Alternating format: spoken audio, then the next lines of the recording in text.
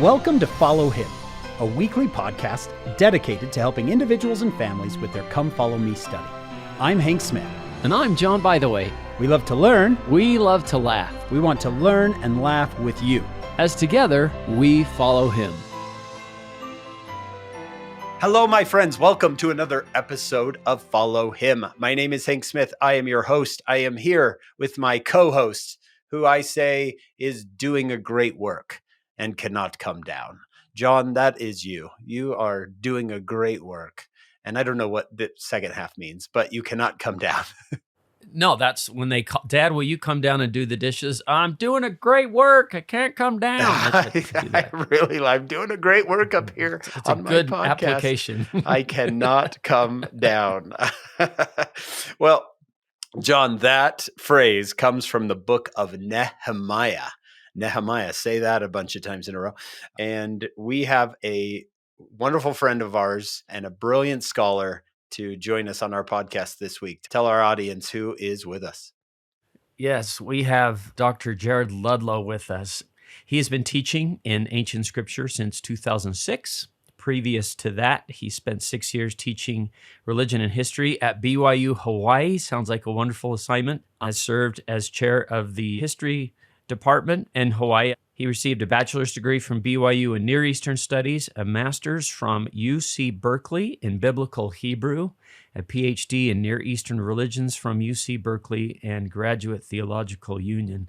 His primary research interests are in ancient Judaism and early Christianity. His dissertation was published as a book, Abraham Meets Death, Narrative Humor in the Testament of Abraham, by Sheffield Academic Press. We got to hear about that. He's also produced a world history textbook, Revealing World History to 1500, and a book related to the Apocrypha, Exploring the Apocrypha from a Latter-day Saint Perspective. He has regularly presented papers at the Society of Biblical Literature meetings, has participated in Sperry and similar symposia at BYU. He enjoys teaching Bible courses, Book of Mormon, world religions, and world history. He served a mission to Campinas, Brazil, and also lived in Germany and Israel, teaching twice at the BYU Jerusalem Center. He likes sports, hiking, snorkeling, and traveling. He's married to Margaret Nelson. They have 5 children, Jared Jr., Joshua, Joseph, Marissa, and Malia. I have a great feeling of love and appreciation for the Ludlow family, and just want to thank you and your whole family for the influence you've had on my life. So welcome, Dr. Ludlow. Well, thank you. Yeah, it's some tough footsteps to follow in, but I'm hoping I'm not ruining it. And thank you for having me, and I appreciate all that you do, Hank and John, to help strengthen the faith of others, youth, young adults, and really look forward to having this conversation. I think everyone, the faculty at BYU and elsewhere, would say that Jared Ludlow is the pure example, the epitome of humility. Jared, the lesson this week is in the books of Ezra and Nehemiah. And if I'm correct here, we just jumped a long ways into the future. Is that right? We did do a little bit of a jump there. And I think probably most significantly, we're at the end of the Old Testament chronological period. In the 400s BC, that's where Ezra and Nehemiah is placed. If you're going to say, hey, I'm reading the Bible chronologically, you wouldn't put Ezra and Nehemiah right here in almost the middle, would you? Yeah, and that's certainly not how the Jews place it. In their Bible, they do the law first, the first 5 books of Moses, and then they have all the prophets, okay, and then they have what they call the writings. And so the writings, the last part of their Hebrew Bible is Ezra and Nehemiah, and Malachi is kind of back there, Haggai, Zechariah. All of these are pushed right at the end. And of course, that's where our Malachi sits. And those are the last verses we tend to read before we flip a page, jump 400 years, and start the New Testament. But what we're going to do here in Come Follow Me, we're following the order of what most Protestant and other Christian Bibles have. And they consider this kind of a historical book, continuation of 1st and 2nd Kings, 1st and 2nd Chronicles, Ezra and Nehemiah. And so it's included among these historical books. And then we'll come back and hit a lot of the prophets and where they fit. So we'll have like an Amos up in the northern kingdom before the tribes are taken away. Or we'll have Isaiah with King Hezekiah, or Jeremiah with around the time of Josiah and others. And so later on, we'll kind of fill in the gaps with these prophets. Let's make sure our listeners understand this, John. So we're doing history right now. We've been doing history.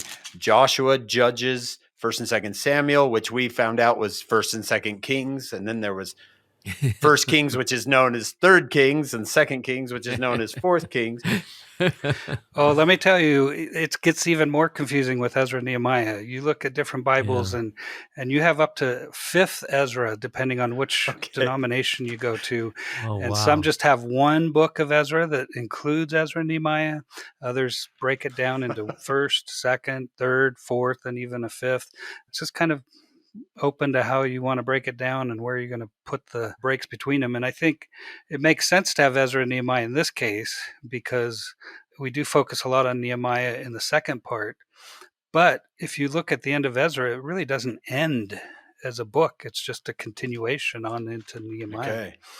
And then what we're going to do is we're going to stop everything right for a minute, and we're going to do Esther, Job, Psalms, Proverbs, and Ecclesiastes, which aren't historical books per se, that not telling us a history. They're called, what did you say? The writings. They're called the writings. How would you just define writings? Since let's try to place this. So we've done history up to this point. We're going to continue to do history today, but then we're going to get into writings. I think writings is kind of a catch-all topic that they used. You have Proverbs, Psalms, these wisdom sayings is how a lot of them are classified, wisdom literature.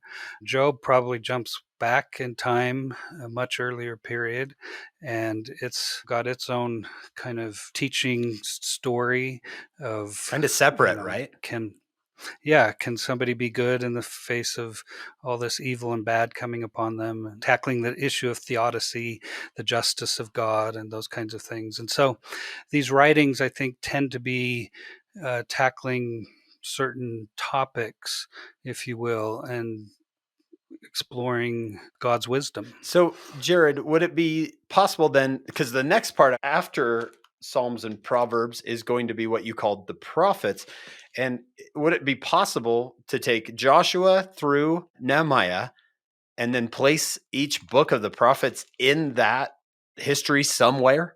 Yeah, definitely. You could put Isaiah with King Hezekiah's reign, and Jeremiah later on, and they classify some as the great prophets or major prophets and minor prophets. And that's more just not by how wonderful they were or not, but just the size of the book. And so Isaiah and Jeremiah, Ezekiel, these are all major prophets because we have lots of chapters from them, whereas the minor prophets sometimes were included all on one scroll, the 12 prophets at the end, because they were short enough that you could just include them all on one scroll. This is excellent because I think our listeners love to just understand the setup, and where we're coming at this. So we're still in the history, not in the writings yet, not in the prophets. We're still in the history. Joshua through Nehemiah, you could say, is the history books.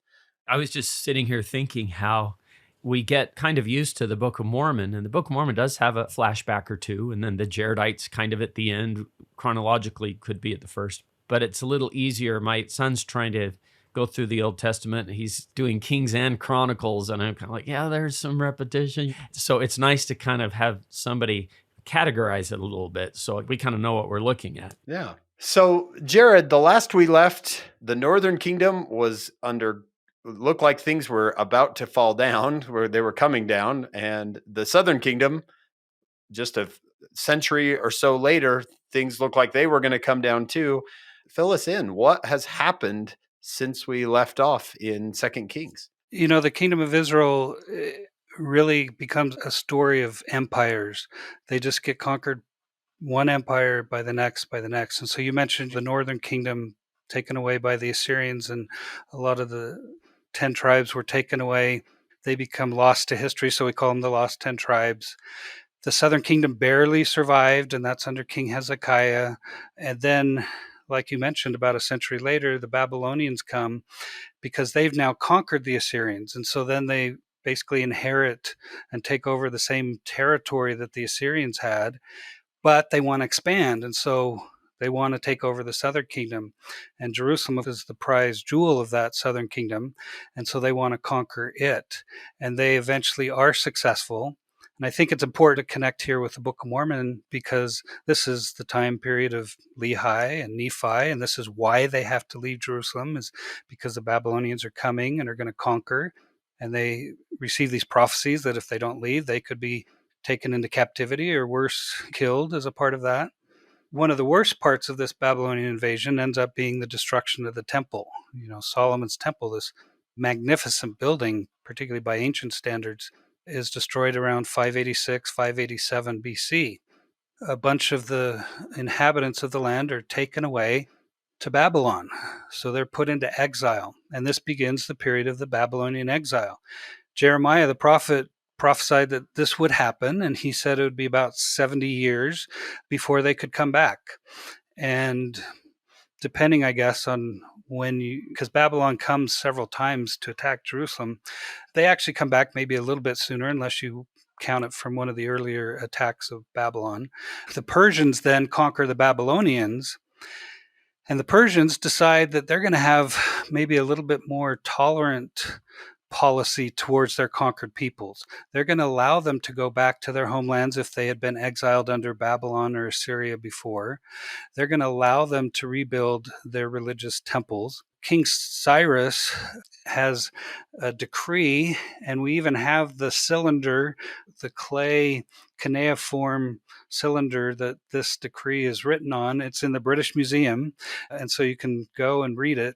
We sometimes mistakenly think it's just for the Jews. It's not. It's for all the peoples of their land. And so the Jews, of course, say, well, we're part of this, so we'll take that to mean that we can return to Jerusalem and we are going to rebuild our temple. That's what a lot of the beginning of the book of Ezra talks about, is the return of some of these exiles from Babylon to Jerusalem so that they can rebuild their temple, rebuild their community, rebuild Jerusalem. And in a nutshell, that's kind of what Ezra and Nehemiah is all about, is those rebuilding efforts. But, and here's another point we sometimes miss, not all the Jews wanted to go back. Some were perfectly comfortable in Babylon. They had a lot of water there. It was plentiful as far as agriculture and some other things. Yeah, the gardens. Yeah, the gardens of Babylon. So that's why, for example, Nehemiah is going to come back later, because he just stayed there in the Persian Empire. And by the way, the Persians are a little bit further east than the Babylonians. Today, if you think of modern Iraq, that's kind of the area of Babylon, southern Iraq. Persia was more the modern Iran. So they've come from the east, and they've now conquered the Babylonians, and so they inherit again all of their empire, and they push even down into Egypt. Cambyses, the successor to Cyrus, pushes down and even conquers Egypt for a while. Their empire gets even bigger, and they're going to last for a couple of hundred years until Alexander the Great comes on the scene, and then, of course, he takes over and it becomes Greek empires. Then the Romans are going to come. So it's just one empire after another. This reminds me of something that I appreciated from the manual. Said the Jewish people had been held captive in Babylonia for about 70 years. They had lost Jerusalem and the temple, and many had forgotten their commitment to God's law, but God had not forgotten them. I'm glad you commented on this. They were taken captive, but we might assume, and they just practiced their religion there, but it sounds like when we read Nehemiah and stuff, they're, oh, hey, wait, we're supposed to do this. It's like they had lost a lot of what they were supposed to be about. Is that a fair way to put it? Yeah, I think you had some continuation of worship, but suddenly they're without a temple. Huge. And when 2/3 of your law revolves around the temple, suddenly you're like, what am I supposed to do? We kind of experienced this lately as Latter-day Saints with COVID, when all of a sudden the temple shut, and we're like, wait, what am I supposed to do? This is where I drew a lot of spiritual strength, was by going to the temple regularly. Wow. And what about all these family names that I'm accumulating? What do I do about this? And how do I worship without the temple? And that's the kind of the crisis that they faced, was, what do I do? Now, some continue to certainly practice and worship. And maybe this is the beginning of where we get the synagogues and more focus on scripture study, because those in Babylon, that's what they had and that's what they could develop. If you fast forward, the Jews have the Talmud, which is a collection of their laws and interpretations of the laws and so forth. And we have a Babylonian Talmud and a Palestinian or a Jerusalem Talmud that developed later on. Now we're talking about 400 or 500 AD, because there's still such a community in Babylon of Jews that studied scripture, that tried to practice the law as much as they could without the temple, but they didn't have the temple there. And as far as we know, they never tried to build a temple in the Babylonian area. But they had Jews there all the way up until the 1900s. Wow. It really was when the state of Israel was formed, when suddenly Jews didn't feel so comfortable in some Arab country because of the backlash against the formation of the state of Israel in 1948. When I was in grad school, you mentioned, I went to UC Berkeley, and one summer, to earn some money, I just did odd jobs, and I got hired by an Iraqi Jewish family just to do yard work and things around their house.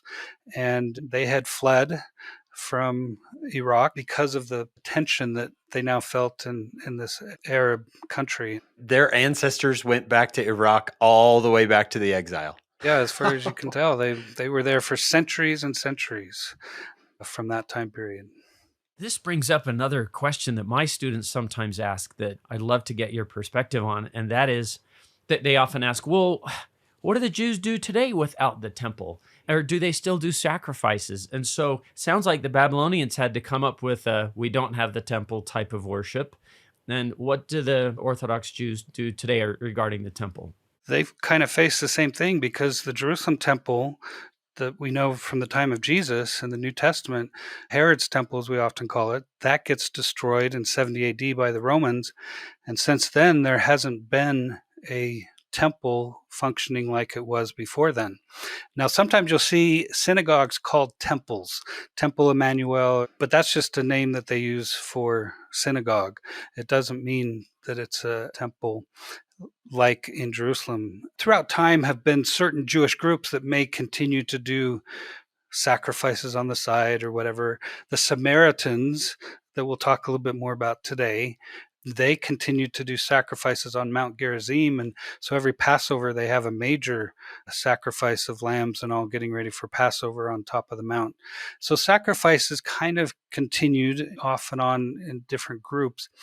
But a vast majority of Jews today, it's all about synagogue worship. It's all about prayer, scripture study, those kinds of things. And frankly, if you ask particularly Western Jews, are they excited to rebuild the temple? A lot of them would say, why? Are we going to go back to animal sacrifice? That's ancient stuff. It's past. And others will say, well, when the Messiah comes, maybe something will happen with the temple. And then there's others that are very actively, particularly those in Jerusalem, actively trying to rebuild the temple. And of course, that can cause some political issues today. In the same spot where the old one was. Yeah. Yeah, we'll just get rid of the Dome of the Rock. And currently occupied. I like how you said that. It's currently occupied. If you'll both help me with this, we came back in with Joshua, and then Samuel came along and we chose a king. And we went 3 kings in a row, and they didn't seem to go very well. Saul, David, and Solomon. And then we divided, right? Then we divided into 2 kingdoms, the north and the south. Eventually, the northern kingdom. Israel in the north. Israel in the north. Judah in the south. 10 tribes in the north, 2 tribes in the south. The northern kingdom was destroyed by Assyria 721 years before Jesus. Then the southern kingdom barely hangs on, and we just did that last week under King Hezekiah. But then they eventually fall in 586 to Babylon, who had taken Assyria, as Jared just told us. I can see why Laman and Lemuel didn't think Jerusalem could be destroyed, because Hezekiah and Isaiah preserved them. Yeah, God is on our side. Why would he allow his city, his people, his temple to be taken over. It's one of my favorite lines in the whole Old Testament, the army of the Assyrians, and behold, when they arose in the morning, behold, they were all dead corpses. Yeah. Sennacherib, he's like, we can't fight this. Let's go home. And also, you mentioned that some Jews are taken captive in 586, just after Lehi is preaching. And that's where we get the stories of Daniel, Shadrach, Meshach, and Abednego. Is that right? They're in Correct. Babylon. Yeah. And so they could have had a young men's group in Jerusalem with Nephi and Daniel and others there. All about the same age. Yeah. So now Israel, you would say, is in exile. The northern kingdom is no more. The southern kingdom is no more. And Babylon, from what I've read, Jared, is a pretty brutal, occupier? Yeah, I think the Assyrians were worse, but Babylon still really? was pretty harsh, especially compared to the Persians that are going to come. Now, the Persians, of course, are going to maintain an empire, so they're still going to have soldiers and expect taxes and things like that. It's not just kumbaya and we're all hugging. And Right. compared to Assyria and Babylon before, it's a different administration, you could say. Okay.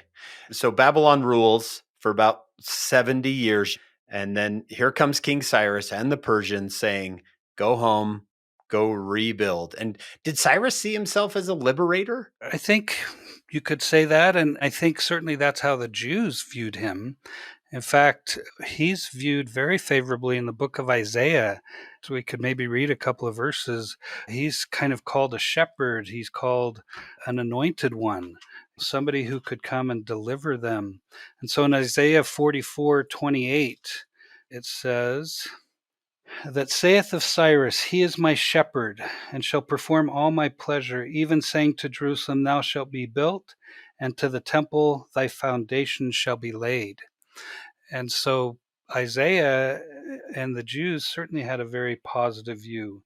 And God used, as he does throughout history, non-covenant people to accomplish his purposes, sometimes unknowingly by themselves, sometimes it's in justice, sometimes it's in mercy. And certainly I think in this case we see more of the mercy side of bringing them back and allowing them to rebuild. And so Cyrus is viewed, I think, very favorably by the Jews. What year would that be for Cyrus saying, I'm here, you can go home? That's around 525. And so I think it was 538 that the Persians take over the Babylonians. Just about a decade later, he issues this decree. And it's kind of exciting to see it in the British Museum, frankly. I mean, wow, I had read about it so much, and then all of a sudden here I'm in this room, and I kind of walked by it at first, and I thought, oh, it's another Akkadian or cuneiform clay tablet. And then I kind of circled back, and I was like, wait, no, this is the Cyrus cylinder. This is the one that we always talk about. That's cool. It's kind of cool that we have it preserved. Let's keep going with our story. So, because I think we're almost to Ezra. So when we say Cyrus allows the Jews to return, we're not talking the kingdom of Israel is back. We're talking a small portion of those who are exiled return to just Jerusalem. Jared, do they return to the whole land? They're primarily just returning to Jerusalem and its environs. It's the area around Jerusalem, because that had been the capital city and they wanted to strengthen it. And in fact, later on, I think it's in Nehemiah that they even have to cast lots to get people to move out of Jerusalem to start settling more of the areas around, because they just want to expand the territory a little bit. But people are feeling like I feel safer inside the city. I'm safer with more people around me. In our own Latter-day Saint history, we maybe see that sometimes everybody wants to be in the city, and sometimes it's hard to expand, or some want to expand when Joseph says, no, you need to stay in the city for protection. I think one important point is we mentioned that there's the exiles from the north kingdom, there's exiles from the southern kingdom, but that doesn't mean everybody. It mostly means the upper class, the elite, the ones that they are worried about revolting, leading, organizing. the leadership, they can organize some kind of rebellion and so forth. So they want them closer in a different part of the empire that they're not comfortable with. They don't have the same connections to the land, and they don't have the same knowledge about where's the defensive places and so forth. And so they can keep tabs on them better. But that means they leave a lot of people behind, mostly lower class, mostly so that they can continue working the land, because you want to tax the land. And if nobody knows what grows where and where the water sources are and where's the best place to herd, your animals, these kinds of things, then you don't have much revenue. So they leave the lower class there. And what the Assyrians particularly did, and the Babylonians did this a little bit as well, is they brought peoples from other part of their empire into the land. And so suddenly you have a mixture of peoples left in the land with outside peoples, non-Israelites, coming in kind of for the same purpose. They're not going to know this land. They're not going to have the same knowledge of defense and these kinds of things. And it's that intermarriage that occurs between the people left in the land and these outsiders that become a big problem for Ezra, particularly, and a little bit in Nehemiah as well. This is the beginnings of what later become known as the Samaritans, this intermarriage between people left in the land, people from outside. So they continue having many of the same worship practices, traditions, trying to follow the law of Moses, but they're also bringing in some other ideas. It's becoming this mixture. And so when some of these Jews come back from Babylon to rebuild the temple, there's people here in Jerusalem that want to help, that say, well, this is part of our tradition too. We're Jewish too, right? And they don't want their help because they feel like they've corrupted themselves, I guess you could say. You're not real Israelites anymore. That's what Harry Potter would call a half-blood. Some Jewish blood, some non-Jewish blood. It's a major tension. I think historians tend to call them Samaritans earlier on, and then they become known as the Samaritans. As we open the New Testament, we know that these two groups are antagonistic towards each other.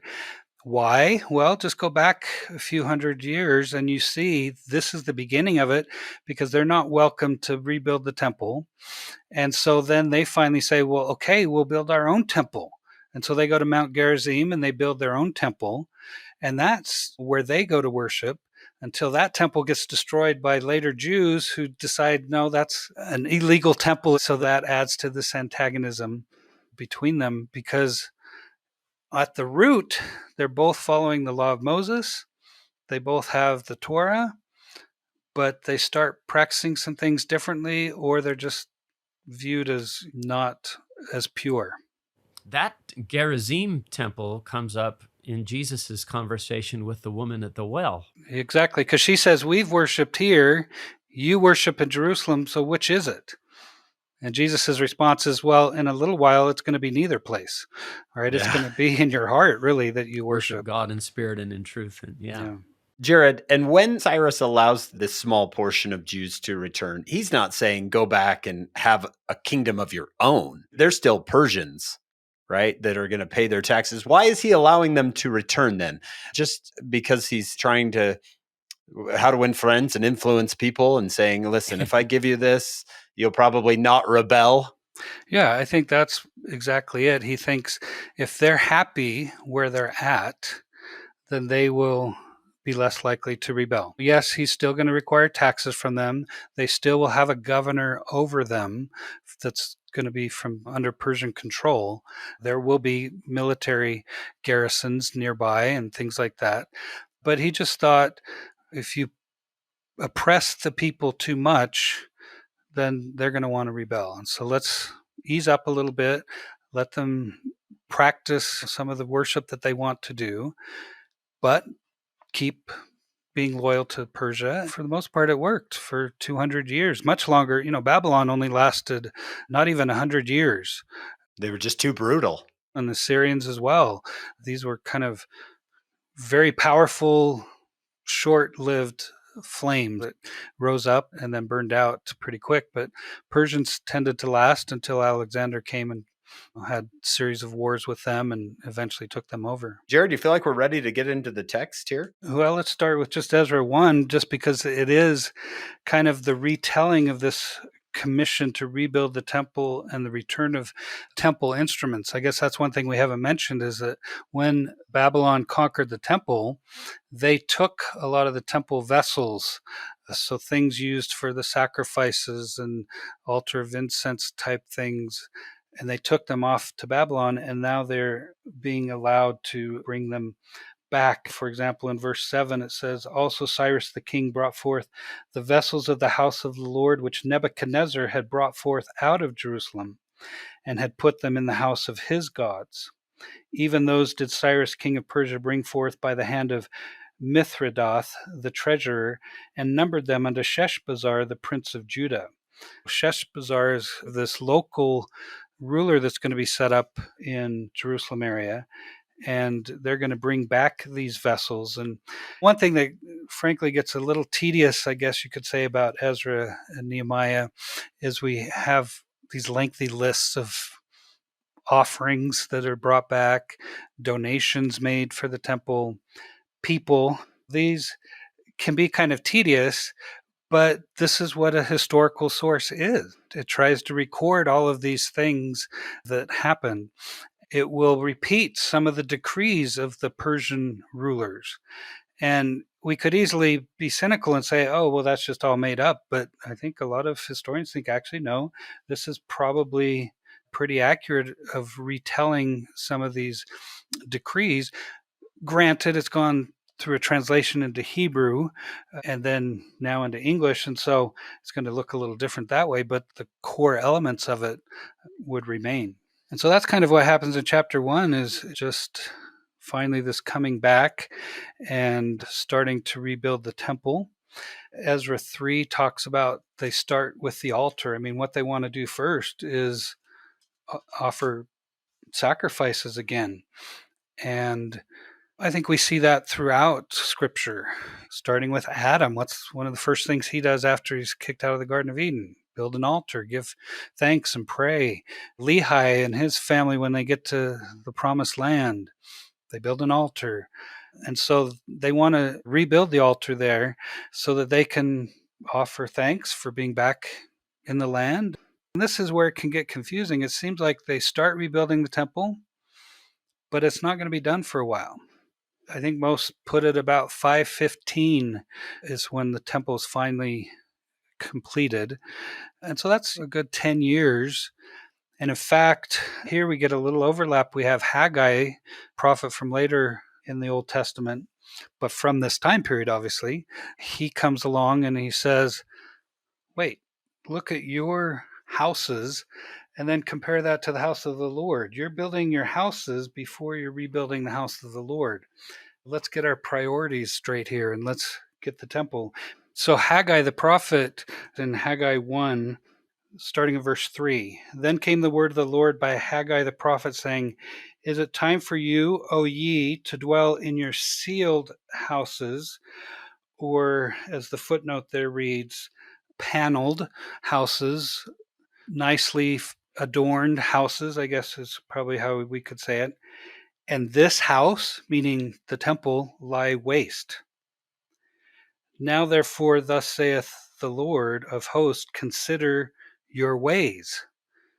In other words, let's rethink this. Let's rebuild this. And so it took a little prompting from Haggai and Zechariah, another prophet of this time period, to kind of light the fire under the Israelites, to remember part of why you're back here is to rebuild the temple. And so even though probably they had started some of the worship going on there, the temple still needed to be completed. And so they eventually do that. And so this is what we refer to often as the Second Temple. And it starts a new historical period. And this is the period I love to study. This is my main area, is the Second Temple period. It's basically from mid-400s BC to around 70 AD when the temple is destroyed. So it straddles the end of the Persian, all of the Greek period, and the beginning of the Roman period in the land here. And when they rebuilt it, it's interesting because there's different reactions. Some were tremendously excited. Well, I think all were excited. Yes, we have a temple again. But some that knew the old temple knew that this new temple wasn't the same as Solomon's temple. They didn't have the resources that Solomon had. Solomon was wealthy. He had connections all over the Eastern Mediterranean, bringing in the finest craftsmen and supplies and things. And this is just an exilic group coming back, barely trying to rebuild their houses and city and the temple. That reminds me, Jared, of Nephi when he says he tried to build a temple, but he said it was not like Solomon's. Yeah, it was patterned after Solomon's, but he knew Yeah. it wasn't the same as Yeah. Solomon's. So the first temple we talk about, we call Solomon's temple. From Solomon all the way to the destruction by Babylon. And then Correct. trying to rebuild it, we're going to call that the second temple. But that's not the same as Herod's temple, right? Well, it is the same temple, Same, As- ground, real but estate. what Herod does when he comes on the scene is he wants to make it magnificent again, more like Solomon's temple. And by his time, he did have the resources that he could do that. He expands the courtyards, he expands the stoa, the porches around. He can add to the facade. He can do all of these things to make it a truly magnificent building. I think his real intention is to show off to the Romans, look at our beautiful temple. So he makes all of this, and we often call it Herod's temple. The structure didn't change. It just was like the outside and the area around it changed. Courtyard. Exactly. So we would say Solomon's temple, and then we would say the second temple. So when we say second temple, Herod's temple, we're not talking about two different things. You were talking about the same building, A remodel, if you will. the Yeah. remodeled. He I fixed like up the that. grounds and the Yeah. Provo has announced that they're going to redo our temple. It's going to look a lot different than it did before, but it's going to be in the same space. That's going to be even more radical than I think what Herod did to the Jerusalem temple. Yeah, if it looks like Ogden, it's going to look a lot different. Yeah. Maybe to think of how they reacted to this new temple, the second temple. Let's think about the Salt Lake temple. What if we, rather than trying to remodel and refurbish it and strengthen the foundation and all, what if we just raised it and then just put up a little temple like during President Hinckley's era when we had the small temples? It still would be a temple, it'd still be functioning, and we'd be happy to have a temple. But anybody who knew the Salt Lake temple would be like, it's not the Salt Lake temple. It's not the same as it was before. That's what I think a lot of them were going through, was feeling this lacking of that. Yeah. It's hard to get excited. If any of our listeners ever hear first temple period, think Solomon down to the Babylon. If you ever hear second temple period, think of this returning under Cyrus all the way down past Jesus to when the temple is destroyed after Jesus dies. So we have two basic temple periods. We're giving our audience a little mini doctorate degree in Jewish history. Jared, I'm rebuilding the temple. It doesn't feel like I'm rebuilding the big, beautiful temple. And then I've got these other Jews who are half Jewish, half, what would you call, half Gentile, I Half guess. Gentile. They want to help as well. So this whole return, this has been stressful. It is a very stressful period. We in our day could look at how these people of the land are treated and say, well, that's not very fair. That's not very tolerant. And to a certain extent, that's true. However, there's a whole political layer that's underneath this. By allowing them to help rebuild the temple, you're allowing them more political power, because frankly, they kind of filled in a power vacuum when the Babylonians destroyed Jerusalem and took all the upper class and the royalty away. They kind of had their own local rule under, of course, the imperial rule over them, but they had quite a bit of power on their own underneath that system. But suddenly you've got this whole nother group coming back, some of which are related to Davidic lines and so forth. Now they are the top dogs. And so it's also a clash of political power. And I think part of the reason they weren't allowed to help rebuild the temple was not for spiritual reasons, although that is how the text points out. But I think for the political reason, no, we are in charge here. And so these local people try to stop these rebuilding projects by claiming, you don't have permission to do this. We're here. We've been here. They have to appeal back to Persia. And that's where you get some of these chapters where we have a repetition of the decrees. And in fact, you don't see this in the King James Version, but there's several chapters, I think chapter 4 through 6 in Ezra, that is actually written in Aramaic rather than Hebrew in the Hebrew Bible. There's different parts of the Hebrew Bible where they just have kept the Aramaic from these decrees because under the Persian Empire, Aramaic became kind of the dominant lingua franca of the day. And that's why by the time of Jesus, Aramaic was a common spoken language because they had been dominated by the Persians for so long. It maintains some of these Aramaic decrees and letters back and forth. But the Persians, as they check their archives and check probably Cyrus's cylinder, they find no, they are given permission to do this.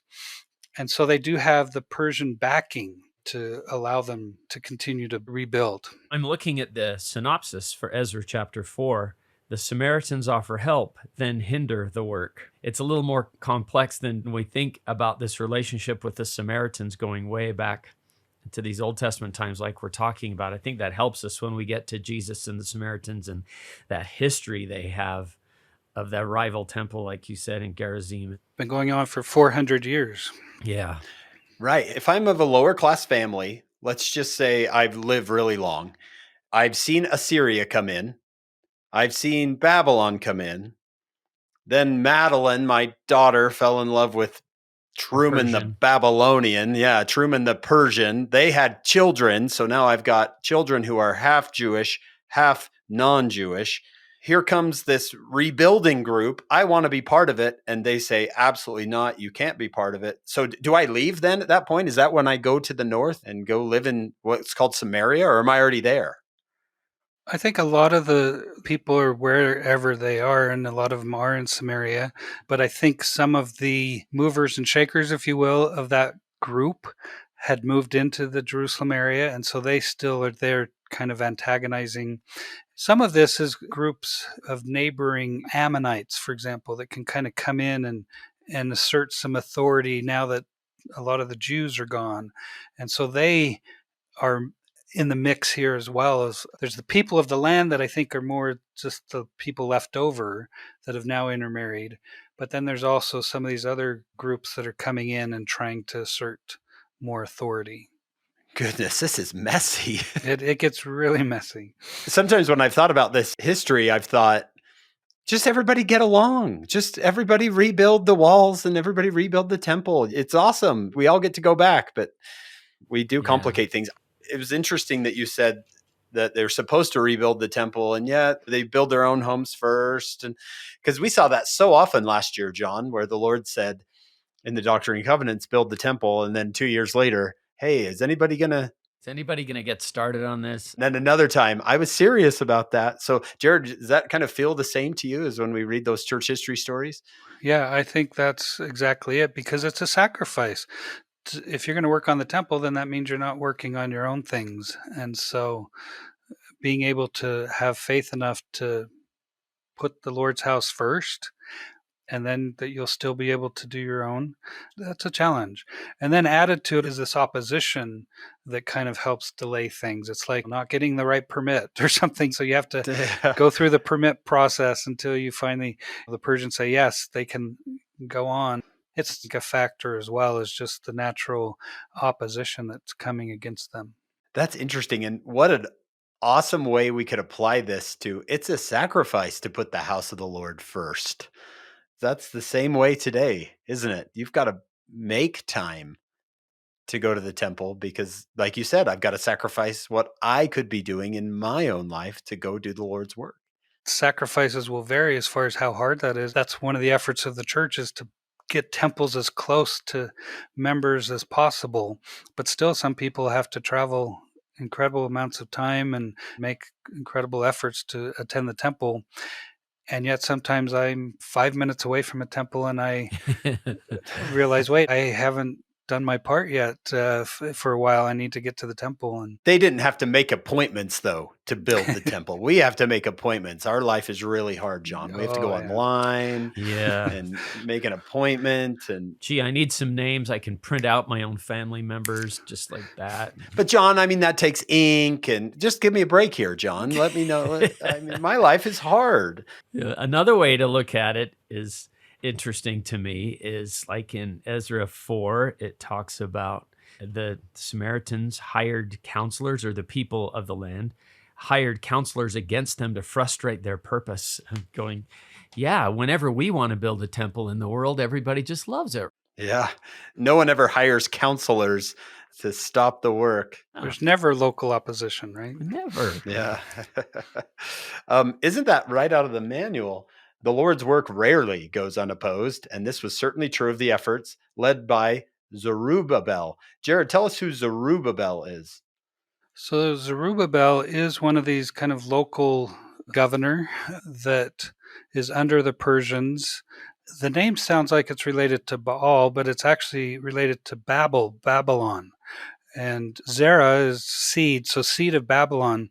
So he's come from that area, but now is here in Jerusalem. And he helps kind of start the community and get things going here, because Ezra doesn't show up himself until chapter 7. And so what the first chapters are just all this background from when the Persians had taken over up until Ezra comes on the scene. And Ezra is about 458. So almost 100 years after Persia had conquered the Babylonians, Ezra finally comes on the scene. And even among seasoned biblical scholars, the chronology of Ezra and Nehemiah is one of the most confusing things in the Bible. It's listing a lot of kings, but it doesn't list like if this is the Artaxerxes the first, the second, third. There's Darius we see in the book of Daniel, but this is not the same Darius that's mentioned here. And there's going to be a later Darius that Alexander conquers.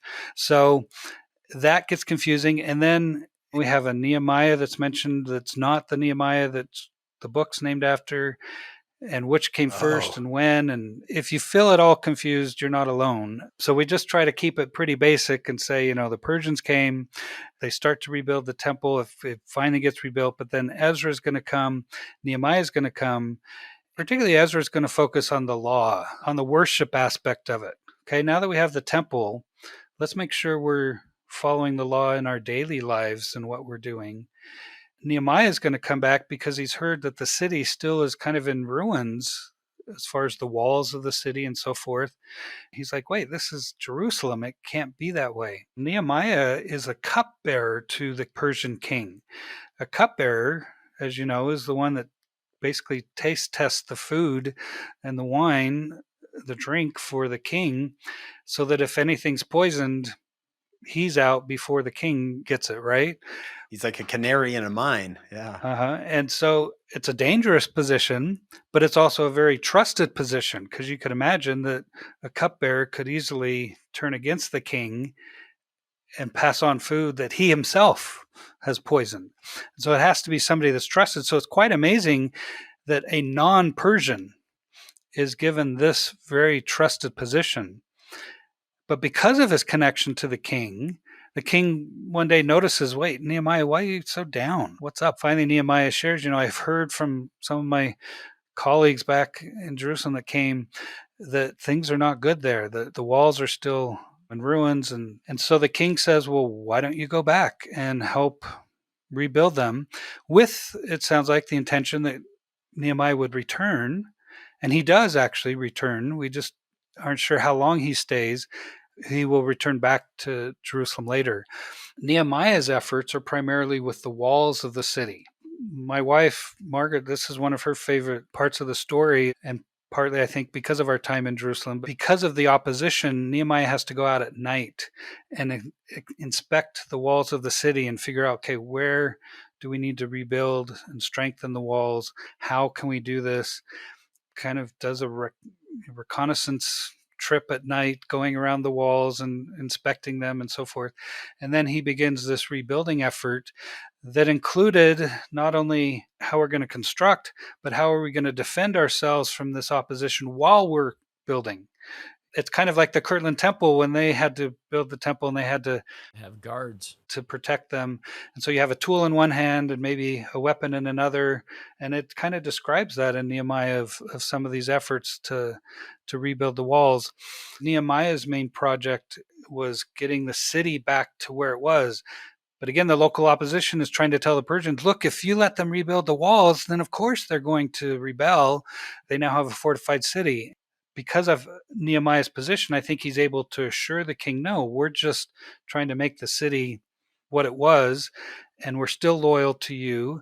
It provides a fortified city for you because we're under your empire. And so he finally does get the permission and the resources and everything, and they're able to finish that with a lot of rejoicing once it's finally done.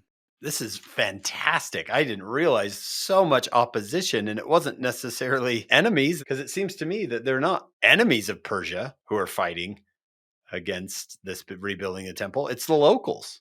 I would say it's internal opposition. We have in the church some that are outside of the church that may attack or not agree with us and try to thwart our purposes. But then we have some within the church that also oppose some of the things. And sometimes those are even harder to deal with. And so they're trying to carry out what they feel they should be doing with the temple and the walls and everything amidst all of this opposition. Again, because there's a political layer underneath all this. He who can rebuild the walls controls the walls, and the city and gates. And that's one of the things Nehemiah does is he decrees when the gates can be open, when they're going to be closed, and those kinds of things. So it gives power to whoever has that control. Interesting. This makes the book so much more accessible, like you can understand as you read. It's a historian wanting to kind of tell us how long after the fact were these books written? Do we know?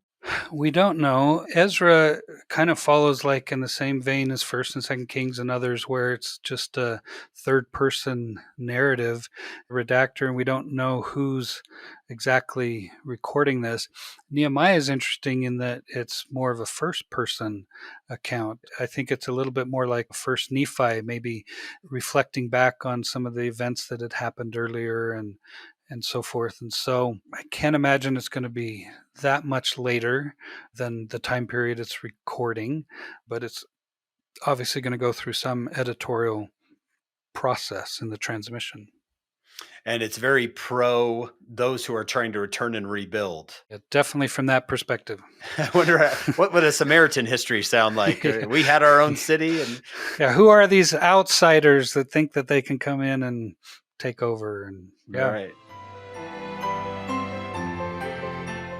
Please join us for part 2 of this podcast.